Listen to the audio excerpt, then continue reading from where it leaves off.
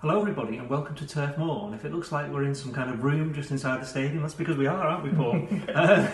Everywhere else is shut and it's the only place we can do this video. Now, Liverpool have just won 3-0, they've extended their 100% record at the start of the Premier League season. They're 2 points clear again from Manchester City going into the international break, Paul. And what did you make of it? It was a decent enough performance, wasn't it, from the Reds? Yeah, it wasn't a great performance by any stretch of the imagination, but it was a professional one. Liverpool dug in and basically 4-5-5, and you know what you're going to get from Burnley. They knock it long, they knock it quick, they waste no time getting it into the front men, and it was a test that Liverpool's defence was going to have to stand up to. And if there was any worries that they mightn't be able to handle it, well, didn't take long for them to dispel that.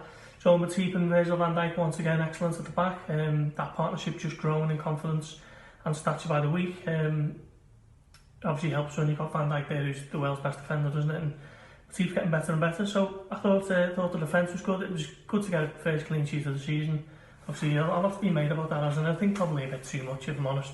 Liverpool got a great defence, and they were conceding, but it wasn't like they were conceding 2s and 3s, other than obviously the Super Cup. Premier League wise, they've shipped the odd goal here and there, but still for me, the best defensive, back five when everyone's fit and firing, probably the best for me defensively.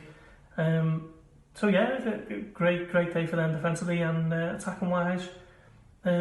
Spluttered into life, didn't they? Here and there, they weren't at the races completely, but there were 1 or 2 flashes, and it was more than enough for them to put Burnley to the sword and stay top. Jurgen Klopp was speaking after the game. He mentioned the fact that he doesn't think he's ever seen Liverpool play a better game in terms of winning the second balls, and I know you were quite enamoured by Fabinho's performance. Yes. That's obviously what he was brought for. It wasn't just him though, was it? I mean, Jordan Henderson got through an awful lot of work before he had to go off after going a little bit of a knock. I think he had was it clash with Aaron Lennon? And Gini Wijnaldum, while he may not have shone perhaps as much as those two, he's another one who gets through all that work. Burnley, they are one of those teams where you have to win the arm wrestle first. And if you've got Virgil van Dijk at the back just knocking everything away, they weren't getting any joy, Ashley Barnes or Chris Wood. In midfield, Liverpool's completely dominated, and that is the basis for the victory, wasn't it? Yeah, Liverpool's midfield goes under the radar for me. I think a lot of fans seem unhappy with the work that Jordan Henderson and Gini Wijnaldum do. Fabinho was excellent, but they're not in the side to be curing on number 10s like David Silva and Kevin De Bruyne. They have a role, don't they? They do, yeah. It's a different role to Manchester City's midfield, who are very much about creating, and they create so many chances, those three in midfield. But Liverpool's midfield is a very workmanlike, which is maybe to damn them with faint praise. They're better than that, but that's why they're in there, and the creativity comes from the flanks. And no more have you got to do that than Turf Moor.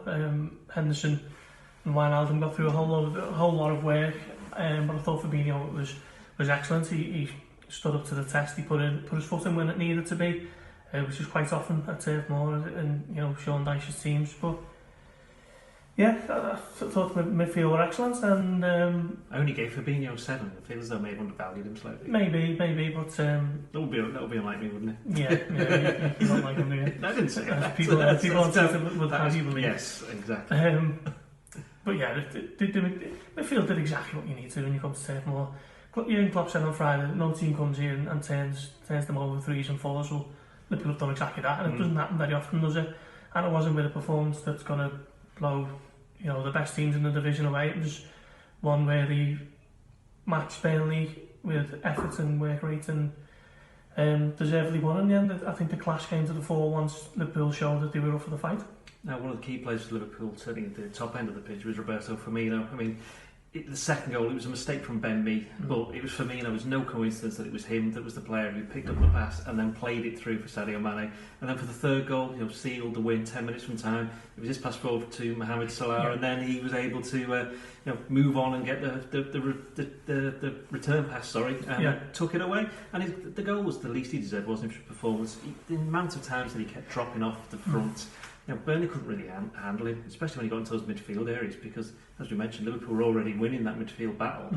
So Burnley were offering up that space, and certainly in the second half, when Liverpool were playing on the counter-attack, he was able just to do whatever he wanted. Yeah, pulled the strings, didn't he? And I've been so impressed with him, really, because he played right the way through the Copa America and won that and come back, and it's just continued on. He hasn't shown any signs of tiredness or lethargy or anything. So long may that continue, and I thought the second goal was very telling, because Ben Mee basically gives the ball to him, doesn't he? And 9 out of 10 players would probably panic and try and play the through ball to Mane straight away and maybe overhit it or underhit it or maybe not get it right.